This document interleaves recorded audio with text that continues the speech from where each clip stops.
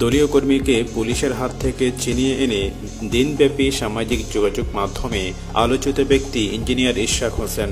BNP রক্তাক্ত এক কর্মী হাত বাড়িয়ে নেতাকে রাখছে। নেতাকে মানব দেওয়ালে আটকে রেখেছেন কয়েকজন। নেতা বুক এগিয়ে দিলেন, নিজের বুকে জায়গা দিলেন কর্মীকে। বিএনপি নেতা ইশরাকের এমন কাজে প্রশংসা কুড়িয়েছে নেট দুনিয়ায়। ইতিমধ্যে ইশরাকের ফেসবুক পেজে আপলোড করা ভিডিওতে অনেকে কমেন্ট করেছেন। এর মধ্যে বিশেষভাবে গণজাগরণ মঞ্চের সংগঠক বাপ্পাদিত্য বসুর কমেন্টটি সবার নজরে এসেছে।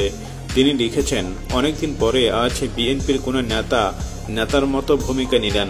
আপনাদের রাজনীতির গুরুতর বিরোধী আমি, কিন্তু আজ আপনার ভূমিকা নেতার মতো ছিল। শ্রদ্ধেয় সাদেক হোসেন খোকার ছেলের মতো ছিল।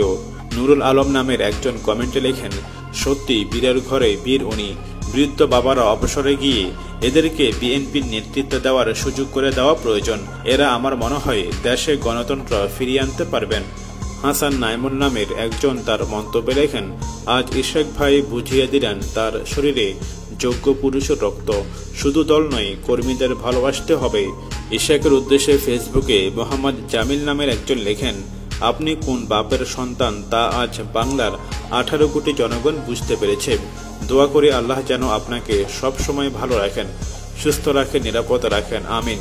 সেই সাথে একটা কথাই বলবো যে প্রয়োজন আছে প্রতিটা নেতাকে এরকম বিনয়ী এবং নিজের জীবন কর্মীদের বিপদের সময় নিজেকে জীবন দানকারী হিসেবে প্রমাণিত করতে হবে। আব্দুর রহিম নামের একজন লেখেন, সাদেক হোসেন খোকার রক্ত বইছে তার ধমনীতে। এ রক্ত একজন ক্র্যাক প্লাটুনের গেরিলা যোদ্ধার রক্ত। দেশের মুক্তির জন্য যে তরুণ সব মায়া পেছনে ফেলে নিজের জীবন বাজি রেখেছিল, এ রক্ত তার। এ রক্ত বেমেনি করে না, না রাষ্ট্রের সাথে, না দলের সাথে, না কর্মীদের সাথে। প্রিয় ইশরাক, ভালোবাসা জানবেন।